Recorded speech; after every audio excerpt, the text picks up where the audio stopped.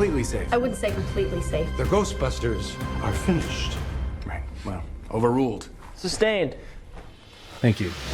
Ghostbusters Frozen Empire was very fun, it was amusing, it was enjoyable, and I really did like it, although there was one particular part about it that just drove me insane. You can't really go wrong with Ghostbusters movies, kind of hard to do that. Glad I went into it not watching the trailer though, because had I watched all the trailers that were available, there would have been no need to watch the movie. So the story follows the Spengler family. They return. I mean, we know Egon,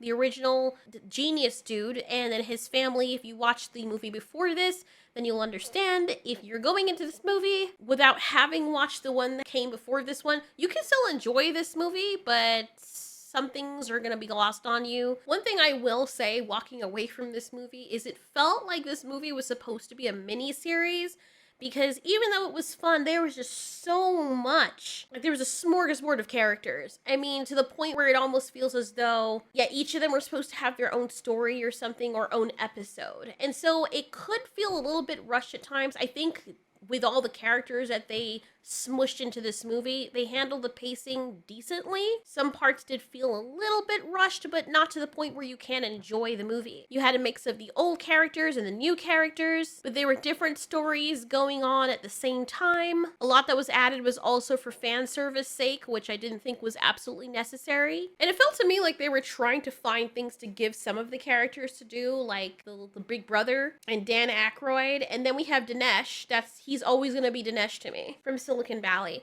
And honestly, him being in the movie kind of helped save it, because he was so funny. He was a comedic relief, and that works for this kind of movie, this kind of franchise. It feeds off of that, so it absolutely works, and he was a great addition. I also loved his reactions to things when he was scared, or when he realized that he had a specific skill or had to rise to a certain occasion. He had the perfect human reaction, which made him so relatable. But again, a new character that was kind of squished in for convenience sake. And they played him up, but then kind of sidelined his character. But anyway, still really fun. I like the way they made the antagonist feel as though he was a real evil. Totally scary, even though I thought they were going in a completely different direction with it, because there's one ghost in particular, I feel like it's a reference or something, that almost escaped, and it looks like one of those SCP things, the Crying Man, SCP-096. The one that if you see its face, it will just find you wherever you are and tear out your insides and use your rib cage as its ribbons. I thought that dude was going to have an integral moment in the movie, because they kept on building up to that and nothing ever comes of it. I actually thought he was going to be antagonist and he was the bad guy all along. No, it's this other long man, except, you know, this one has horns that he can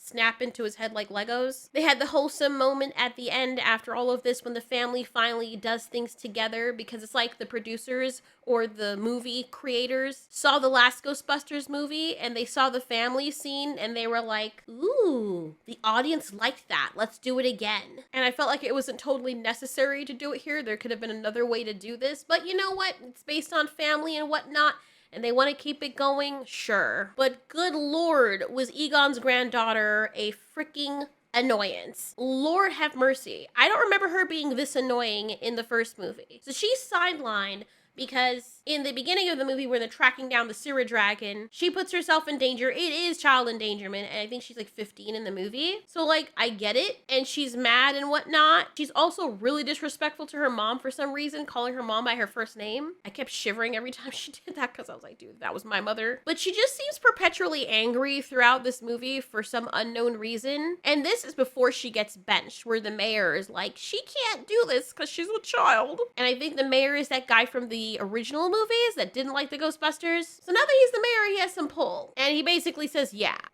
you guys are not gonna be a thing because your child is too young. Which, you know, fair enough. But regardless of whether or not you dislike the guy, he's kind of right. While stepdad Paul Rudd over here was driving, granddaughter Egon almost got smashed to smithereens in another car. But then throughout the entirety of the movie, Phoebe, who is the granddaughter, Egon's granddaughter, she just keeps making these decisions that throw her family under the bus without any courtesy towards them whatsoever. And it makes her monumentally annoying. I mean, I understand if you mess up with one thing, but repeatedly?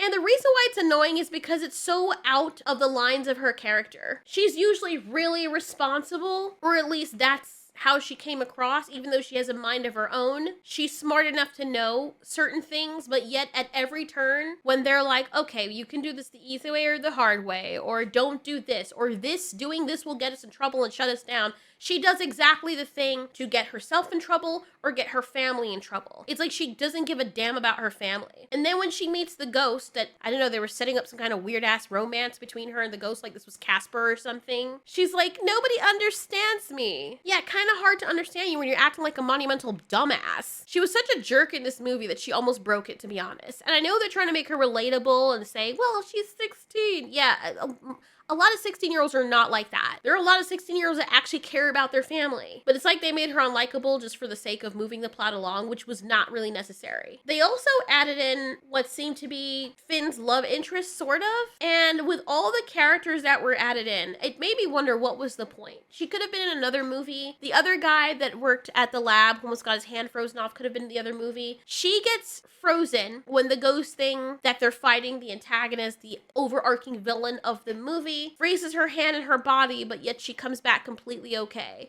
But the white dude in the vape shop, he gets blasted to smithereens and he's not okay. There were also some contrived stuff with this movie. Like when they were face to face with the villain at the end of the movie, he causes these spikes to come out of the ground, which he usually does, and he freezes people instantly and can kill them. We've seen what this creature can do based on the intro that we have in the movie of the 1904 Ghostbusters, or another rendition of them encountering this thing, and how lethal he is. Yet, when he comes across these Ghostbusters, they're completely fine, and he just keeps them in like this little icicle jail and freezes them, but they're totally fine and not dead when they thaw out, which made no sense to me. If you're gonna show people dying because they're frozen in place, you can't also freeze in place the characters and they not die. That makes zero sense. Like, if they did that with the Fire Master character, I could understand, but the old-ass Ghostbusters and the rest of the family who are very much human, and this thing manages to freeze them on the spot, we actually see them, and they're able to thaw out completely well. Like, do you know how human cells work? You've already established that when he completely freezes people on the spot, that they are dead.